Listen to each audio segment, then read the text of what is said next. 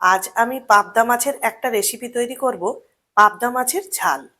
নমস্কার বন্ধুরা, আমি মৌসুমি উইথ মৌসুমি চ্যানেলে সবাইকে স্বাগত।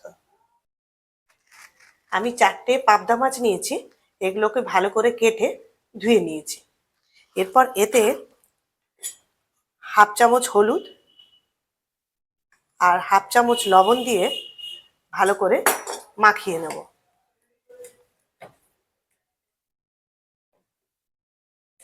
এরপর এতে 1 চামচ মতো সর্ষের তেল দিয়ে দেব।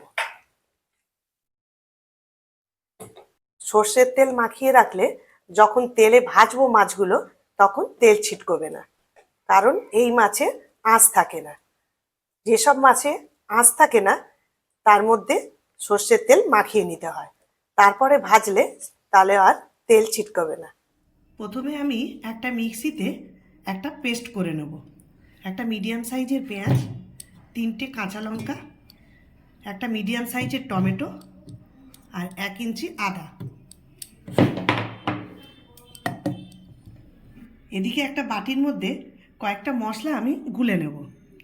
হাফ চামচ হলুদ গুঁড়ো, হাফ চামচ ধনে গুঁড়ো, হাফ চামচ জিরে গুঁড়ো, হাফ চামচ কাশ্মীরি লঙ্কার গুঁড়ো আর 1 চামচ লবণ।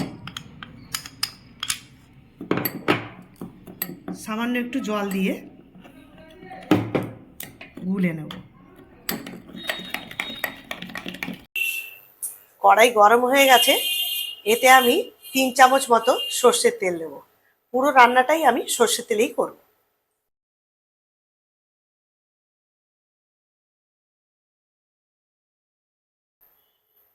তেল গরম হয়ে গেছে, এরপর এতে মাছগুলোকে ভেজে নেব।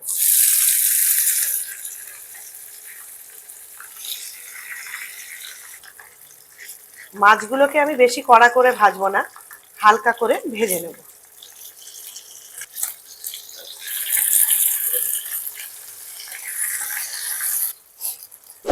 মাছটা আমার ভাজা হয়ে গেছে, মাছগুলোকে এবার তুলে নেব। আর বাকি দুটো যে মাছ আছে ওগুলোকেও একইভাবে আমি ভেজে নেব। ওই তেলের মধ্যেই আমি হাফ চামচ কালো জিরে ফোড়ন দিলাম। ফোড়নটা একটু ভেজে নেব। ফোড়নটা আমার ভাজা হয়ে গেছে, এর মধ্যে মিক্সিতে যে টমেটো, পেঁয়াজ, কাঁচা লঙ্কা আর আদার যে পেস্টটা তৈরি করে রেখেছিলাম সেই পেস্টটাকেও দিয়ে দেব।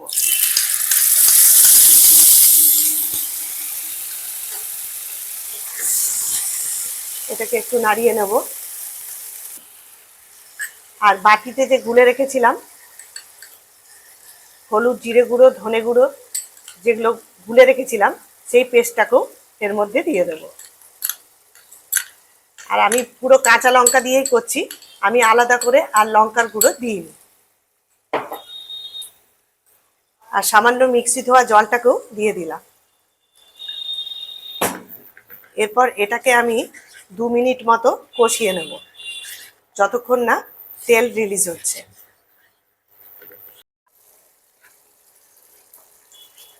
মশলাটা আমি ভালো করে কষিয়ে নিয়েছি। এরপর মশলা থেকে আমার তেল বেরিয়ে এসছে। এরপর এতে আমি প্রথমে 1 বাটি মতো জল দিয়ে দিলাম।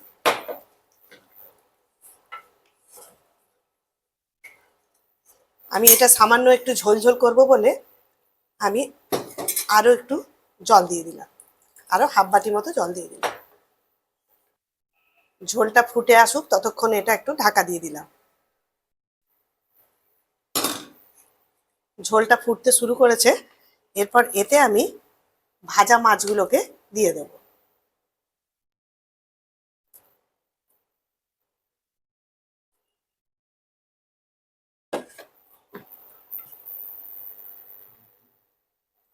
আর মিনিট 2 মতো ফুটিয়ে নেব।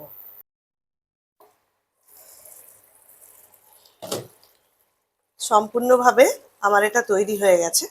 এরপর এতে আমি ধনেপাতার কুচি দিয়ে দেব।